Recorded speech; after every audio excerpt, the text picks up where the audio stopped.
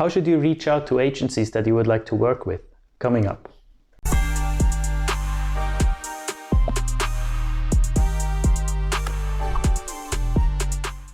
Hello and welcome back to the Freelanceverse. Thanks so much for coming back to the channel. I hope you're all doing well. The last few weeks on the channel have been quite interview heavy. There have been a lot of people on the channel, games, etc.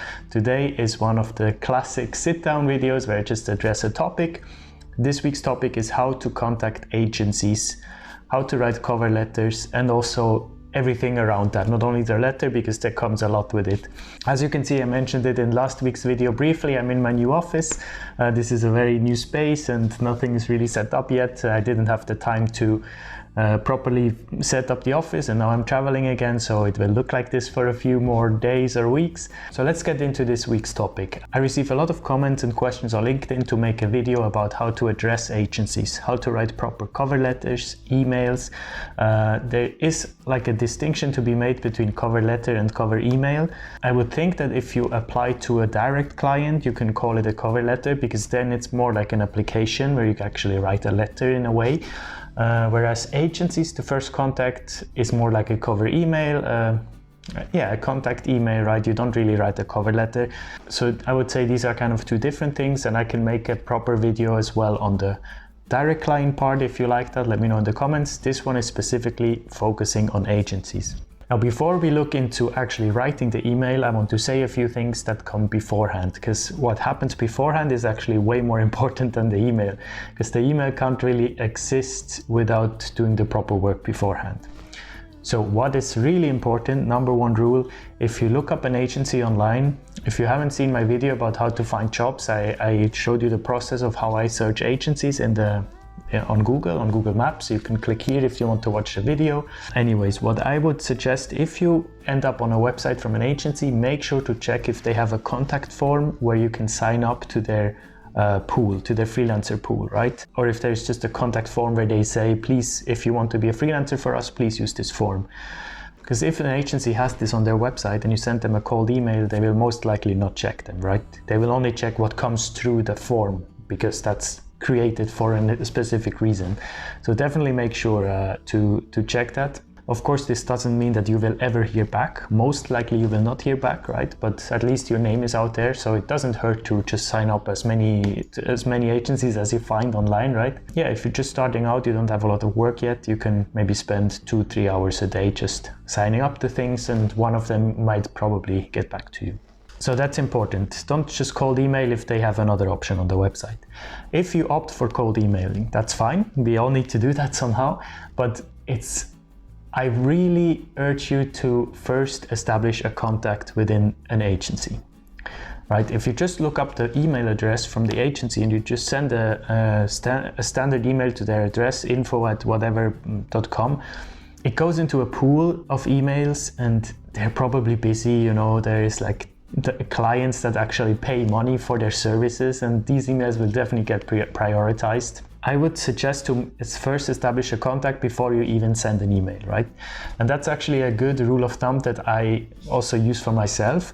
Unless I have a name, specific name, and an email address of someone working somewhere, I have no business yet sending an email, right? I first need to have something that I can actually address someone. Because if you have a name, if you have a person and you address Dear John, Dear Michael, based on our previous talk on LinkedIn, etc., they feel ownership over this email, right? And they probably will get back to you, or they will give it to someone who actually can do something for you, right? So that's a tip that I always follow myself as well. Never just write Dear Team, Dear company name, whatever. Never just Dear, or definitely never To Whom It May Concern. That's just, never do that. Unless you have a name, don't write an email yet. So what I would do, if I have a company that's an agency that I really want to work with, they don't have a link online where you can sign up, I look on LinkedIn. I type in the name of the company, I check the profile, and then I go on people on LinkedIn and I check who works there, right? You see the job title, maybe see language manager, vendor management, project manager, maybe even HR if they have one or something. Just check out who works there. See if they post on LinkedIn, maybe follow them, like a few of their posts, reach out to them, write a comment, just so they see your name So you kind of show up all the time on their newsfeed.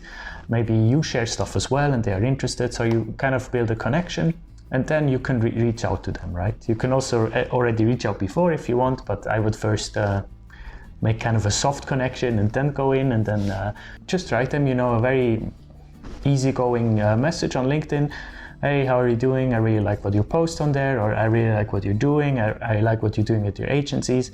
Are you guys looking for German translators? I've seen you work in the IT sector, etc. Can I maybe reach out to you with an offer for a collaboration? And they will probably give you exactly the email address that you can send it to.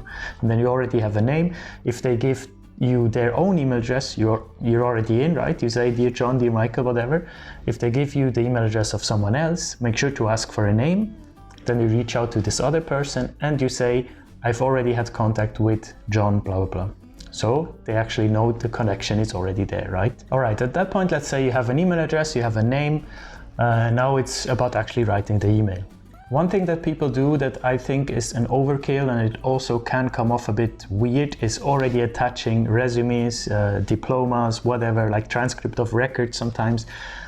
I would not do that in the first email. I would not attach anything, because a lot of bigger companies, bigger agencies have cybersecurity training, and they are taught to not open any attachment when it's a cold email, right? Because that's exactly how cyber fraud happens, how cyber criminals attack people. They send cold emails with attachments, and then a Trojan, a virus is in there, right?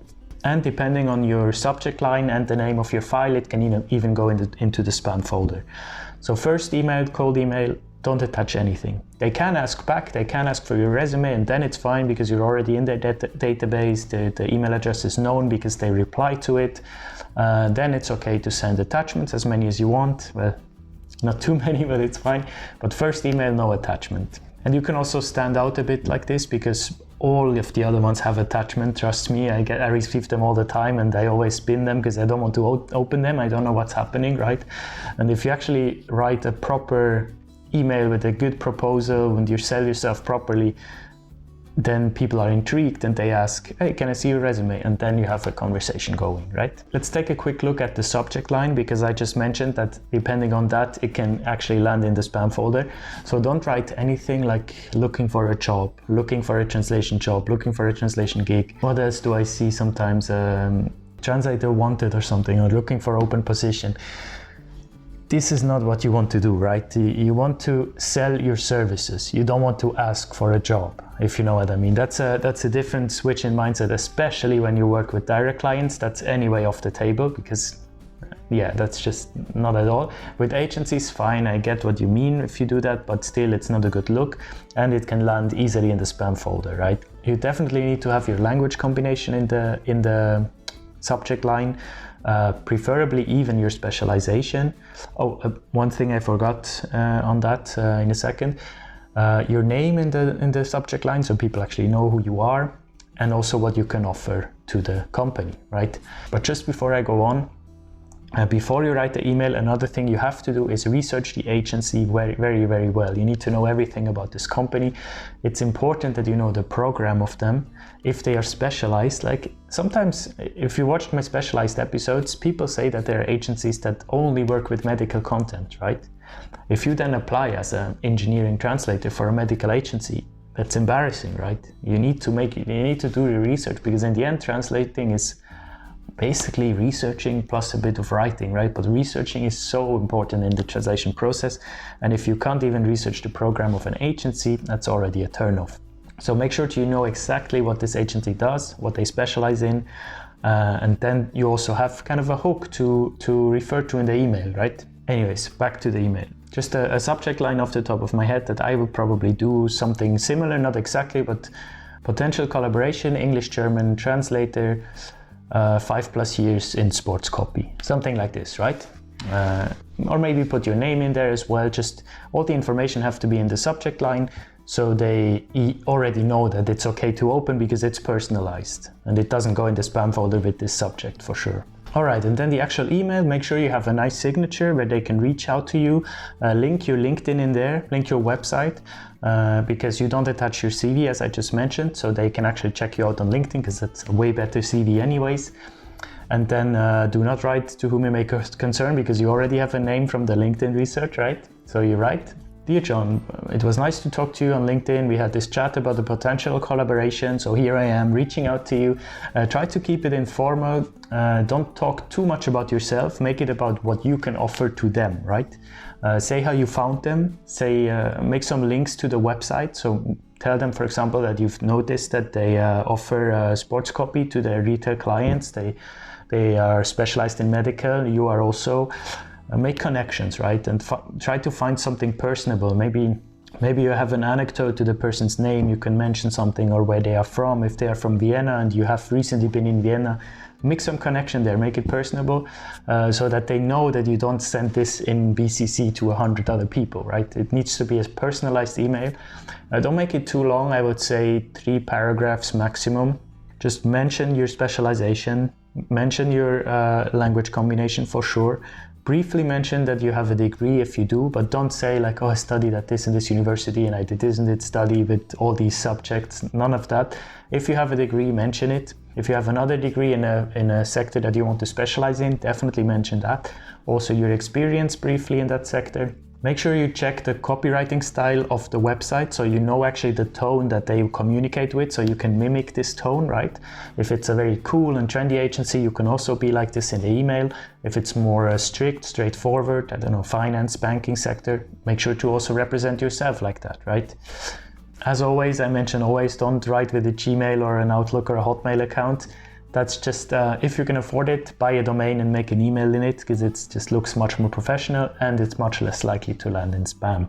At the end of your email, make sure to give them the option to ask back for more, right? Tell them you're open to send your resume, you're open to send your rates if they are interested in a potential collaboration. You would be very interested to have a call or a video chat. Make sure to mention that because it's super interesting for people to actually get to know you face to face and build trust, right?